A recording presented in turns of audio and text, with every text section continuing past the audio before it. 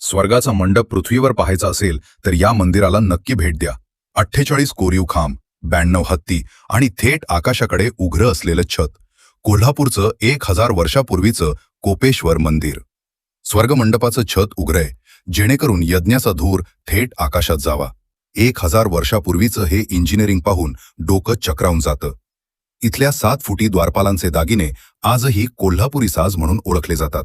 विशेष म्हणजे या मंदिराचा नंदी मुख्य मंदिरात नसून तो चक्क कर्नाटकच्या येडूर या गावी आहे. येथील मदनिकांच्या मूर्ती चक्क हाय हिल्स घालून उभ्या आहेत. इतकंच नाही तर अरबी आणि चीनी व्यापाऱ्यांच्या मूर्तींवरून सिद्ध होतं की 1000 वर्षापूर्वीही भारताचा व्यापार जगभर पसरलेला होता. मंदिराच्या तळाला 92 हत्ती कोरलेले आहेत.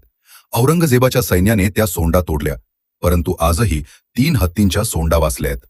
विज्ञानाची कमाल पहा. 5 ते 7 मे दरम्यान सूर्याची पहिली किरणं थेट महादेवाच्या चरणांना स्पर्श करतात, तर कार्तिक पौर्णिमेला चंद्र बरोबर स्वर्गमंडपाच्या मध्यभागी येतो. कोल्हापूरपासून 70 किलोमीटरवर असलेलं हे खिद्रापूरचं कोपेश्वर मंदिर प्रत्येक भारतीयाने पाहायलाच हवं. तुम्ही इथे गेलात का? कमेंट्समध्ये सांगा आणि अशाच माहितीसाठी फॉलो करा.